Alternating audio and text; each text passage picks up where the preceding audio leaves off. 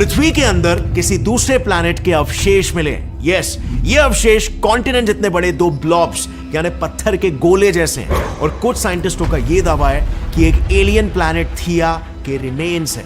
दरअसल आज से करीब 30-40 साल पहले जब साइंटिस्ट अर्थक्वेक्स की स्टडी कर रहे थे, तब उन्हें गलती से अफ्रीका और पैसिफिक ओशन के नीचे यहां इस गहराई पर दो विशाल कॉन्टिनेंट्स जितने बड़े पत्थर के टुकड़े मिले थे जो पृथ्वी के पत्थरों से बिल्कुल अलग थे। अब ऐसे में सवाल यह था कि ये विशाल पत्थर आखिर पृथ्वी के कोर तक आखिर पहुंचे कैसे। और तभी कैलटेक यूनिवर्सिटी के जियोफिजिसिस्ट चियान युआन और उनकी टीम का एक क्लेम आता है दैट यस, ये वाकई में किसी एलियन प्लैनेट के रिमेन्स है और उनके पास इसे प्रूफ करने के लिए एविडेंस भी है। अब आइडियली अगर कोई इतने कॉन्फिडेंस के साथ कोई क्लेम करता है तो मोस्ट ऑफन उनके पास वैलिड एविडेंस होता है, क्योंकि यही साइंटिफिक मेथोडोलॉजी है अपनी बात को प्रूफ करने का। बट देन जरा सोचो, ये जियोफिजिसिस्ट आखिर एविडेंस के तौर पर क्या ही दिखा सकते थे। I mean, जिन ब्लॉब्स को वो एलियन बता रहे हैं वो पृथ्वी की गहराई में ऑलमोस्ट पृथ्वी के कोर के पास है, जहां तक ना पहले कोई पहुंच पाया है और ना आज पहुंच सकता है। और उन ब्लॉब्स को जिस एलियन प्लैनेट थिया के साथ जोड़कर बताया जा रहा है वो एक हाइपोथेटिकल प्लैनेट है जो कहा जाता है आज से 4.5 बिलियन साल पहले पृथ्वी से टकराकर खत्म हो गया था। यानी इसका मतलब ना इन साइंटिस्टों के पास उस ब्लॉब के सैंपल्स हो सकते हैं और ना ही उस थिया नाम के हाइपोथेटिकल प्लैनेट के। सो आई आस्क अगेन, क्या इनकी रिसर्च पर बिलीव भी किया जा सकता है? ऑल्सो क्या ऐसे विशाल ब्लॉब्स पृथ्वी के अंदर एग्जिस्ट भी कर सकते हैं बिना उसके रोटेशन को अनस्टेबल किए? और साइंटिस्टों ने इसके एग्जिस्टेंस का आखिर पता ही कैसे लगाया ऑन द फर्स्ट प्लेस? अब ऑनेस्टली जब भी हम इस तरह के टॉपिक्स पर काम करते हैं ना, कई बार हमें बहुत से ऐसे मिथ्स, मिसकंसेप्शंस और अफवाहों का भी सामना करना पड़ता है। बट हमेशा से हमारी बस यही कोशिश रही है कि इन सारे अफवाहों और मिथ्स को साइड में रख के हम एकदम लॉजिकल कंक्लूजन ही आपके सामने लाकर रखे जो साइंटिफिक एविडेंस पर बेस्ड है। और यही सेम थिंकिंग और मेथड हमने इस टॉपिक पर भी यूज किया। हमने एकदम स्टार्ट किया इसके बेस से, एकदम फंडामेंटल से। सो फर्स्ट थिंग्स फर्स्ट, साइंटिस्टों ने इन ह्यूज ब्लॉब्स को पृथ्वी के कोर के नजदीक आखिर ढूंढा ही कैसे? वेल, यहां पर आ जाती है एक बहुत ही इंटरेस्टिंग कहानी। शुरुआत में साइंटिस्टों का यह गोल ही नहीं था कि भाई पृथ्वी के नीचे कोई ह्यूज ब्लॉब्स हो सकते हैं, उन्हें ढूंढने निकलते हैं। इनफैक्ट उस वक्त तो वो एक अनआंसर्ड मिस्ट्री को सुलझाने की कोशिश कर रहे थे। कहानी की शुरुआत होती है 1960s में। यूएस के हवाई आइलैंड्स पर सिर्फ 3 सालों के अंदर अंदर करीब 8 वोल्केनोस फट गए थे।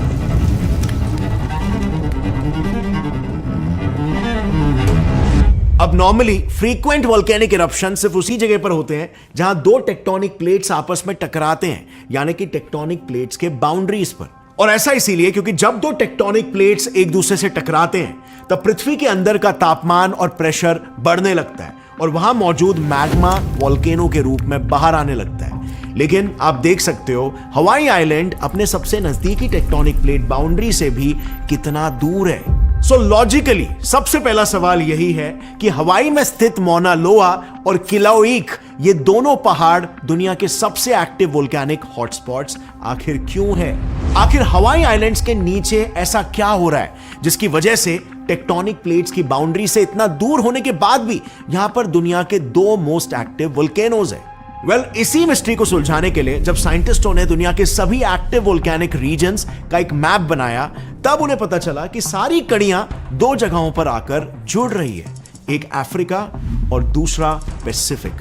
लाइक लिटरली आप ये हॉटस्पॉट्स के मैप को देखो, हवाई आइलैंड तो पैसिफिक में ही है, लेकिन ये जो साइबेरियन ट्रैप्स और डेकन ट्रैप्स नाम के सूखे लावा के पहाड़ है ना, ये जो अभी रशिया और इंडिया में दिख रहे हैं, ये भी तब बने थे जब साइबेरिया आइसलैंड वाले हॉटस्पॉट के ऊपर हुआ करता था और इंडिया रीयूनियन वाले हॉटस्पॉट के ऊपर। यानी कि ये 2 प्लेट्स अपनी जगह से शिफ्ट हो गए हैं। यानी कि ऑल इन ऑल यहां पर 2 कंक्लूजन्स निकलते हैं। पहला, हो ना हो अफ्रीका और पैसिफिक ओशन के नीचे कुछ तो ऐसा है जो इन हॉटस्पॉट्स को जन्म दे रहा है। और दूसरा, it is possibly in the mantle, क्योंकि क्रस्ट पर मौजूद टेक्टोनिक प्लेट्स भले ही आगे मूव कर जाए, ये हॉटस्पॉट्स आगे मूव नहीं कर रहे हैं। सो ऐसे में क्या थी वो चीज जो अफ्रीका और पैसिफिक ओशन के नीचे है और मैंटल में है? Well, the only way to find that out was किसी तरह मैंटल में घुसने की तरकीब निकालो, क्योंकि ऑब्वियसली सीधा गड्ढा खोद कर जाना was not an option. I mean, Russia ने भी जब कोला सुपर डीप बोरहोल खोदा था तो वो सिर्फ 12 किलोमीटर के आसपास ही नीचे पहुंच पाए थे। ये तो मतलब कुछ ऐसा हुआ, अगर मैं पृथ्वी के सरफेस को अपने हथेली से कंपेयर करूं तो ये जो हाथ की रेखाओं का डिप्रेशन दिख रहा है ना, इतना भी गहरा हम अब तक नहीं खोद पाए। कहने का मतलब साफ है कि साइंटिस्टों को एक बेहतर टेक्निक की जरूरत थी, और यहीं पर फिर एंट्री ली यूएस के कुछ क्यूरियस साइंटिस्टों ने। दरअसल लेट 70s तक अर्थक्वेक्स की स्टडी साइंटिफिक कम्युनिटी में काफी ट्रेंड पकड़ रही थी। तो यूएस के कुछ साइंटिस्टों ने सोचा क्यों ना अर्थक्वेक्स के जरिए पृथ्वी के गहराइयों में पेनिट्रेट किया जाए, क्योंकि जब कोई भी अर्थक्वेक आता है तो पूरी पृथ्वी वाइब्रेट करने लगती है, यानी कुछ वेव्स जो निकलते हैं वो पृथ्वी के अंदर से आर पार जाने की ताकत रखते हैं। तो ऐसे में यूएस साइंटिस्टों ने सोचा इन वेव्स को स्टडी करके पृथ्वी के इंटीरियर्स का एक मैप बनाया जा सकता है, और इस मैपिंग की पूरी जिम्मेदारी उठाई MIT के प्रोफेसर काइटी आकी ने, जिन्होंने अर्थक्वेक से पैदा होने वाली साइस्मिक वेव्स की स्पीड को नापकर उन एलियन ब्लॉब्स को डिस्कवर किया। एक्चुअली साइस्मिक वेव्स का सीन कुछ ऐसा होता है कि ये वेव्स अलग अलग मीडियम से अलग अलग स्पीड्स में ट्रैवल करते हैं। सो इस स्पीड वेरिएशन को रिकॉर्ड करके उन्होंने पृथ्वी के इंटीरियर्स का एक 2D मैप बनाया। जैसे कि मैंने कहा, ये वेव्स मीडियम चेंज होने पर स्पीड भी बदलते हैं। तो साइंटिस्टों का इनिशियल प्रेडिक्शन था कि मैंटल से गुजरते समय थ्रू आउट उन वेव्स की स्पीड कांस्टेंट ही रहेगी, बट देन एक्सपेरिमेंट में जो रिजल्ट्स आए वो बिल्कुल ही अलग थे। अफ्रीका और पैसिफिक रीजन्स के नीचे मौजूद मैंटल से गुजरते समय अचानक से इन वेव्स की स्पीड कम हो गई, यानी कि वहां मैंटल में कुछ और ऐसी चीज मौजूद थी जिसको टकराकर उन वेव्स की स्पीड चेंज हुई थी। डिटेल्ड जांच पड़ताल करने पर पता चला अफ्रीका और पैसिफिक के नीचे किसी रेगिस्तान में दिखने वाले रेत के टिलों की तरह 2 स्ट्रक्चर्स मौजूद हैं जो किसी कॉन्टिनेंट जितने बड़े हैं। और फिर इन डिस्कवरीज के बाद साइंटिस्टों ने इनमें से अफ्रीका वाले ब्लॉब को नाम दिया टूजो और पैसिफिक वाले को नाम दिया गया जेसन। और इनकी इस खोज के बाद they move to the next step, that is hotspots और उन एलियन ब्लॉब्स के बीच का कनेक्शन खोजना कि क्या वो ब्लॉब्स ही आखिर इन हॉटस्पॉट्स को जन्म दे रहे हैं और it is just a coincidence. In blobs के ओरिजिन को एक्सप्लेन करने के लिए 1994 में जर्मनी के जाने माने मैक्स प्लैंक इंस्टीट्यूट के 2 जियोफिजिसिस्ट्स UR क्रिस्टेंसन और AW हॉफमैन, इन्होंने एक थियरी को पेश की थी। उनके मुताबिक 200 मिलियन सालों पहले जब पैंजिया सुपर कॉन्टिनेंट टूट रहा था, तब उस समय पृथ्वी का ओशियानिक क्रस्ट डेंसिटी ज्यादा होने की वजह से कॉन्टिनेंटल क्रस्ट के नीचे धंसने लगा था, और इवेंचुअली वो धंसते धंसते मैंटल तक पहुंच गया। इसके बाद यहां मैंटल में एक्सट्रीम टेम्परेचर और प्रेशर की वजह से जब वो पिघला, तब उसमें मौजूद पानी के कण कोर में मौजूद आयरन के संपर्क में आकर आयरन पेरोक्साइड में तब्दील हुए। और क्योंकि आयरन पेरोक्साइड के मॉलिक्यूल्स लावा से ज्यादा डेंस होते हैं, तो उनकी वजह से वो कोर और मैंटल की बाउंड्री पर जमा होते गए, और समय के साथ उन्होंने वहां पर ऐसे ब्लॉब्स जैसे 2 विचित्र स्ट्रक्चर्स बना दिए। और क्योंकि इन ब्लॉब्स ने काफी समय तक आयरन पेरोक्साइड जैसे डेंस मटेरियल को अपने पास जमा करके रखा है, इसीलिए फिर ओवरलोड होकर वो डेंस मटेरियल क्रस्ट को चीरते हुए समय समय पर बाहर फूट पड़ते हैं, क्रिएटिंग हॉटस्पॉट्स। यानी कि अब तक लेवल 2 भी पार। साइंटिस्टों को अब पता था कि नंबर 1, ज्यादातर हॉटस्पॉट्स अफ्रीका और पैसिफिक रीजन में, नंबर 2, इन हॉटस्पॉट्स के नीचे 2 विशाल ब्लॉब्स है, और नंबर 3, ये 2 ब्लॉब्स ही हॉटस्पॉट्स को जन्म दे रहे हैं। अब बारी थी लेवल 3 पर जाने की। आप देख सकते हो कि क्रिस्टेंसन और हॉफमैन की थियरी ये तो बता पा रही थी कि ये ब्लॉब्स बने कैसे होंगे, पर इस थियरी के पास अब भी एक आंसर मिसिंग था। वो ये नहीं बता पा रही थी कि ये ब्लॉब्स स्पेसिफिकली अफ्रीका और पैसिफिक के नीचे ही क्यों बने हैं, वो कहीं और भी तो बन सकते थे ना। अब देखो, उन दिनों इस पर कई साइंटिस्टों ने बहुत सोचा। उनका मानना था कि अब तक जितना हम जान चुके हैं उसी पर आगे बिल्ड कर सके ऐसी कोई थियरी खोजते हैं ना। एंड वेल, उन्हें ये नहीं पता था कि यही ख्याल उन्हें बहुत ही जल्द एक डेड एंड की तरफ लेकर जाने वाला था। एक्चुअली में उन साइंटिस्टों को लग रहा था कि हॉटस्पॉट्स को ब्लॉब्स से जोड़ना जितना इजी था, ब्लॉब्स को अफ्रीका और पैसिफिक से जोड़ना भी उतना ही इजी होगा। बट देन उन्होंने जितने भी थियरीज दिए, वो हॉटस्पॉट्स, ब्लॉब्स और अफ्रीका पैसिफिक, इन तीनों एलिमेंट्स को आपस में कनेक्ट ही नहीं कर पा रहे थे। And finally amongst all this chaos 2021 में एक कंप्लीटली अलग थियरी सबके सामने आई। इस थियरी का क्लेम था वो ब्लॉब्स असल में एक एलियन प्लैनेट थिया के टुकड़े हैं। एंड सपोर्टिंग रिसर्चर्स ने ये दावा किया कि उनके पास इसका प्रमाण भी है। Now let me explain. देखो 2021 में कैलटेक यूनिवर्सिटी के जियोफिजिसिस्ट चियान युआन और उनकी टीम ने एक थियरी पब्लिश की। उनके अनुसार आज से करीब 4.5 बिलियन साल पहले पृथ्वी आज के मुकाबले काफी छोटी हुआ करती थी, बट फिर एक मार्स जितने बड़े प्लैनेट थिया से वो टकराती है और उस भीषण टकराव से नंबर 1 पृथ्वी अपने एक्सिस पर टिल्ट हो जाती है, नंबर 2 थिया का एक बड़ा टुकड़ा टूटकर हमारा चांद बन जाता है और नंबर 3 उसके बचे हुए टुकड़े पृथ्वी के अंदर कैद हो जाते हैं। दरअसल युआन का कहना था कि इस कोलिजन के बाद पृथ्वी पूरी तरह से पिघल गई थी और क्योंकि थिया की डेंसिटी पृथ्वी के मुकाबले ज्यादा थी और इसीलिए उसके टुकड़े पृथ्वी के निचले हिस्से यानी हमारे कोर तक धंस गए।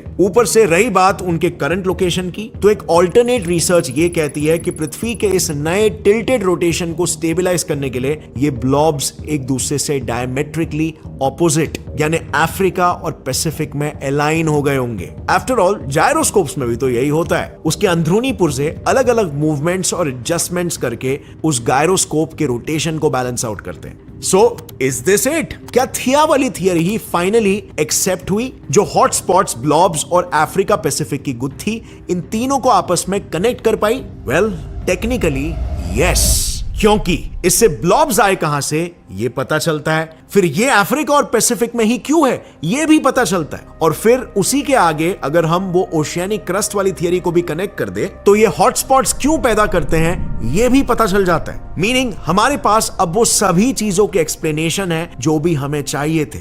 जस्ट वन थिंग, सबूत, प्रूफ, एविडेंस क्या है ये थियरी के सच होने का? क्या हमारे पास कोई एविडेंस है कि थिया जैसा कोई एलियन प्लैनेट कभी एग्जिस्ट भी किया करता होगा?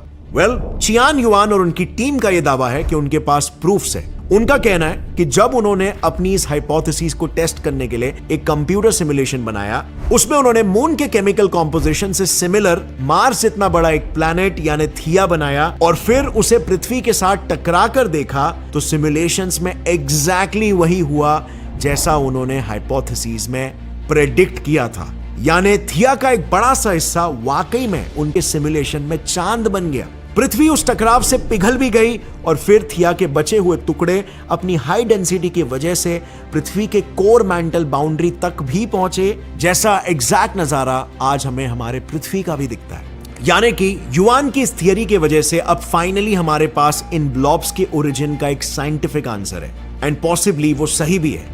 द ओनली प्रॉब्लम इज अब भी अनफॉर्चुनेटली हमें इसे एक थियरी ही पकड़कर चलना होगा। And you know what is the reason? Well, अपने इस थिया के अवशेष वाले क्लेम को प्रूव करने के लिए युआन ने जो कंप्यूटर सिमुलेशन बनाया है उसमें थिया का केमिकल कॉम्पोजिशन एक तरह से बस गेस वर्क है, क्योंकि हम अब भी चांद के कंप्लीट केमिकल कॉम्पोजिशन के बारे में नहीं जानते। उसके सिर्फ ऊपरी सॉइल सैंपल्स का ही हमारे पास प्रॉपर डेटा है। सो ऐसे में इस इनकम्प्लीट डेटा सेट से थिया का simulated model banana, I think यहां पर चांस आ जाता है मार्जिन ऑफ एरर का।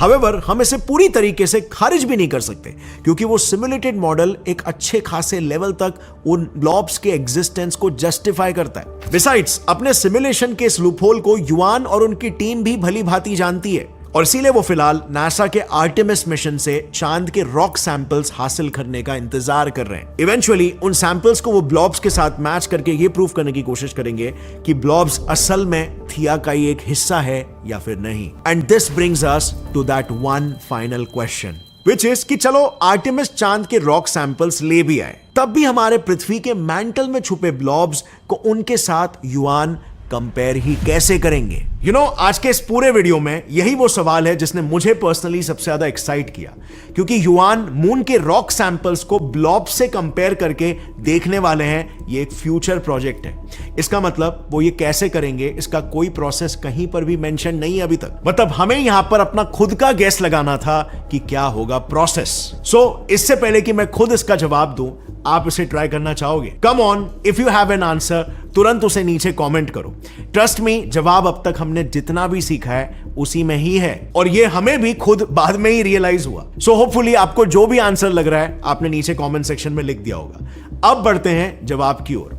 आपको याद होगा हमने सबडक्टेड ओशियानिक क्रस्ट थियरी की बात की थी जो हॉटस्पॉट्स और ब्लॉब्स के बीच का कनेक्शन बताती है। वेल, उसमें ये देखो, यहां पर साफ साफ लिखा हुआ है कि वो ब्लॉब्स एक ही जगह पर रुके होने की वजह से ओवर टाइम उन ब्लॉब्स में मौजूद आइसोटोप्स यानी कि एलिमेंट्स के अलग अलग वेरिएंट्स कॉन्सेंट्रेट होने लगते हैं और फिर उसके बाद मैंटल प्लूम्स यानी कि मैंटल को चीरते हुए जो लावा हॉटस्पॉट से बाहर आता है उनमें ये आइसोटोप्स रिसाइकल होकर बाहर सूखे लावा के पत्थर बनाते हैं। यानी कि हमें चांद और ब्लॉब के पत्थरों को मैच कराने के लिए मैंटल तक खोदने की जरूरत नहीं है। बस हवाई आइलैंड जैसे एक्टिव हॉटस्पॉट्स के पास से सूखे लावा के पत्थर यानी बेसॉल्ट रॉक्स के सैंपल्स इकट्ठा करो और उनके जरिए ब्लॉब्स के केमिकल कॉम्पोजिशन को आइडेंटिफाई करो एंड लास्टली उन्हें मून के रॉक सैंपल्स के कॉम्पोजिशन के साथ मैच करो। As simple as that.